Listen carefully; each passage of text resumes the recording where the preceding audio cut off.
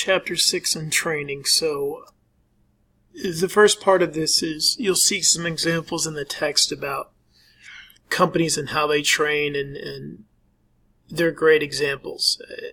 Training is an issue that is as old as the industry. So when you look at this chapter, think about some of your own experiences and when you've had great training and experiences when you've had terrible training.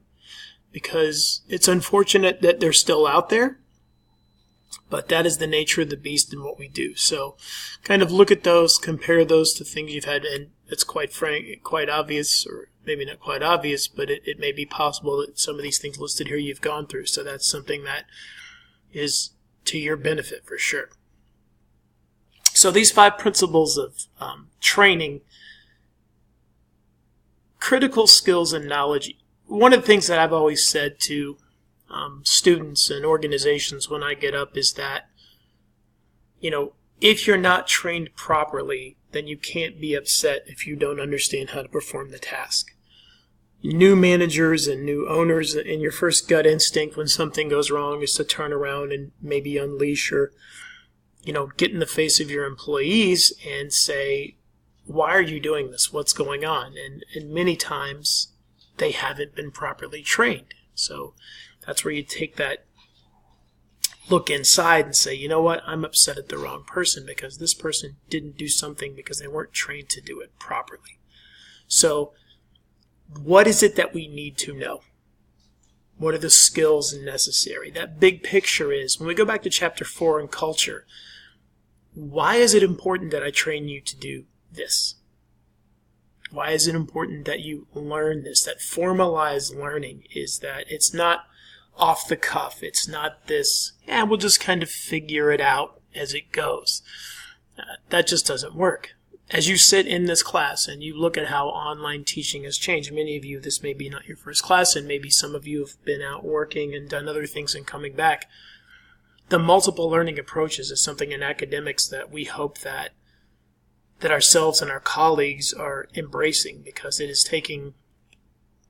it's unbelievable. You could see my face right now, but I don't want to scare you, so you just hear my voice. But the fact that we can scroll through these kind of summary of these chapters while I'm narrating this is something that really wasn't possible not that long ago. So how you teach your employees, there's a bunch of different ways to do it. There's a bunch of different ways to do classroom teaching. We all have those professors that when we go in these lectures, they've been doing it the same way forever because that's the way I've always done it. Doesn't work anymore. And it shows, and nobody is learning. The objectives aren't being accomplished. And then as always, constantly improve. Restructure your training. Do it all over again. Have reinforced training all the time so that we know we're achieving our goals. How's your training going? Ask. So at the end of the day, at the end of a module, at the end of whatever it's going to be, hey guys, just real quick, I wanted to ask is, what did we learn? Okay? Or, hey, we're going to take this quiz at the end, and before you can move forward, you need to make an 80 on this quiz. Whatever it's going to be, study behaviors. Go back and look and see if this training has reinforced the behavior that you wanted the group to change positively. Okay? And then organizational performance. We institute this new training thing, and all the employees roll their eyes, and we say, yeah, but the reason that we're doing it is because we want to see an increase in reduction of checkout times or check-in times or whatever it's going to be. Then you go back and you look, and it doesn't work. Or it does work. So it's a constant struggle of you go in, you look and see, was this effective? So the training program, what do you need? So what is the problem in the organization? So we'll take it at the organizational level, what we're trying to achieve, the task, the specific task that we're training for, and how we get the individual to adapt and train them for this. So there's big picture, and it gets kind of like it's getting more defined and focused as we go down. But it's important that you understand the purpose of to the organization. Why are we doing this? Okay? What's the importance of that specific task? The guest problems, identifying the objectives of training. So we want to have the most incredible guest experience. Well, then that's going to be a way of, the guest has told us previously that their biggest issue when they come to our hotel is A. Or they always feel like they're getting shortchanged when this happens. So that is something that, based on these different things that we've been told by guests, and look, you all know this, no matter what industry or field you've done in, guests are not afraid to tell you what you're doing wrong. Yes, sometimes they tell us what we're doing right, but a lot of times they'll point out to us how we can improve and where we're missing things out. And it used to be with comment cards, you'd get really good comments or really bad comments and not kind of middle of the road comments.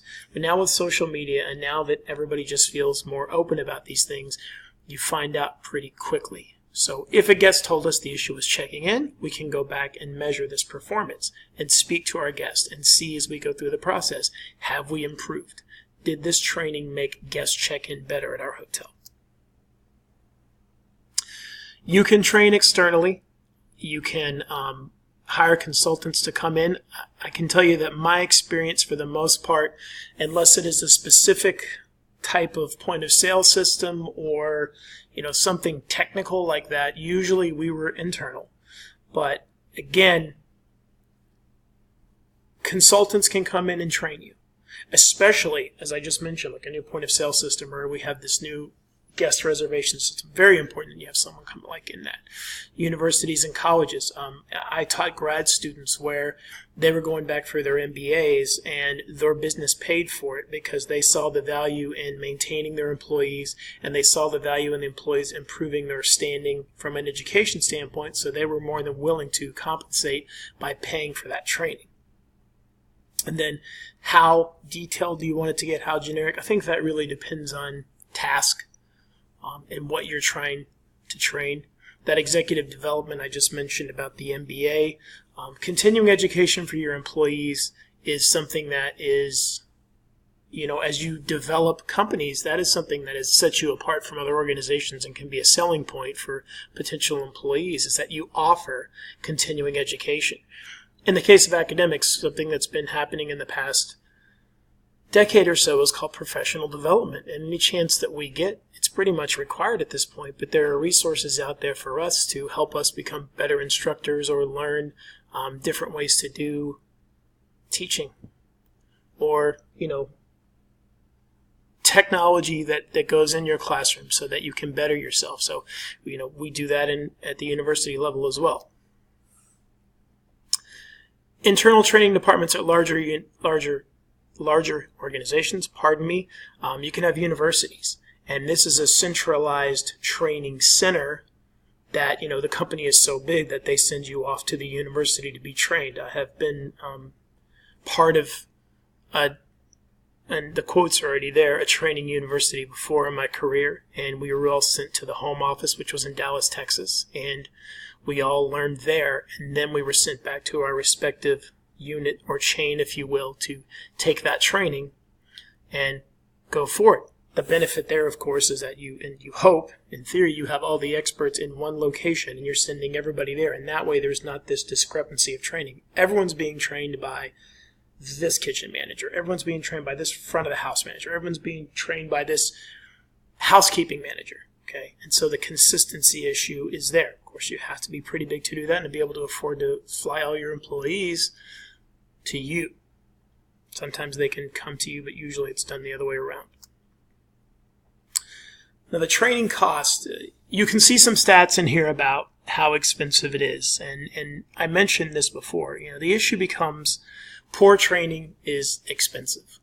And the stats are pretty staggering in your book. And I even have an updated version of the book that's probably even more staggering than what you're looking at. But it's very expensive. And 6 weeks into your job, you decide that you hate it. And part of the reason that you hate it is because you weren't trained properly. We lose a lot of employees at all levels because of that main fact right there. Terrible, terrible training.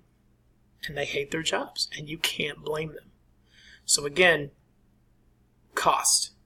So if we do it in-house, it's going to be cheaper. Okay, how many employees are we going to do at once? And we can't try to train a large number. You can. I don't think it's very effective. where is this going to take place? And then how much expertise do you need? I've done many store openings at the restaurant for a lot of restaurants, and the best training I think that we did was we were fortunate when we were building new locations to get employees and train them before they even set foot in the restaurant.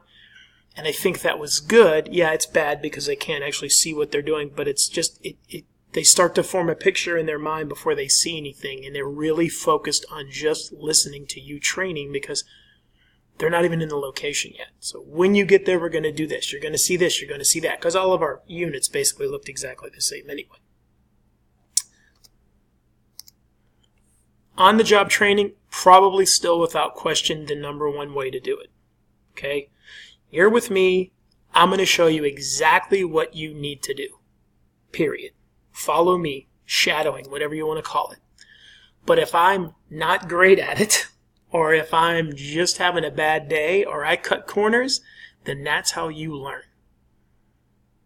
Because you don't know any other way to do it, and that's where we see a lot of on-the-job training errors. Make sure you have the right people, and make sure you're monitoring those people. Simulations are good to a point. Classroom training, I think there's certain things you can do with training in videos, but not everything, because then it becomes the cheesy thing of you sit in an office and you watch this video that's 5 years old about it. That's not good. At home and on the computer, are there some basic things you could do? Probably. Paperwork, things like that. I know we do a lot of refresher training at a lot of universities for different requirements. Instead of sitting in a classroom, it's quite frankly cheaper to do it on a computer. So for some things there are, and for some things I think there's no replacement for on-the-job training as well. Retraining is key. Constantly going back and saying, okay, it's been 6 months, let's go over this again. We've got a new thing we want to do. Cross-function. Why not make your employees and yourself more valuable? Because that way you've got a plug-and-play mentality as to where if someone's not there, they're not the only person that can do that job. We have all said, probably at one point, man, if I leave, this place is screwed because I'm the only person that knows how to do the job that I do, and that is an ineffective organization. So cross-functional training is key. Special competencies, diversity training, all these things that are coming up now, and they're all incredibly important. If you don't know what you're training for, you will not be successful. Before you start and after you start training, what is the end result? And then, we don't want to spend hours and hours of useless time training. So let's have a system, let's figure it out, and let's do that. And then, of course, great training can be detrimental. Yes, there is such a thing as overtraining. Okay? And that you've done it so much that you leave a little bit of, freedom out of the equation. Then it becomes a huge issue. Developing your employees, again, we talked about the education aspect of it, training. Always, in my opinion, you want to be ready for the next person. You are going to expect someone to leave or get promoted. And if you're doing your job right and training right, they're going to get promoted. So all these things come in where you start to say, who's next? Who's the next person up? How do we do this so that we don't have this gap of, oh God, what do we do now? And that kind of goes into this organizational needs, give the employees a chance to advance. What is the career development path? In a good training, we lay that out for you. Hey, you know what happens? You start here. And the next step is here. And then in 90 days, we evaluate. And you can move here and from here, et cetera, et cetera, et cetera. There are no surprises. They know exactly what they're going to do and how they get there. Training becomes key there. Again, tuition refunds, supporting the general education of your employees becomes a selling point that goes beyond money. We offer this as well. And you see this about poaching employees. There have been many times in my career where I have been approached either on phone or in person by people trying to steal me from another organization. If you're good at what you do and you train your employees properly and you take care of your employees, they're not going to want to leave. And if you don't be surprised when they do. If they want to develop and you constantly are putting them off, I wish we could, but we can't. And you don't really have a concrete answer except for that. Don't be surprised when they leave. So,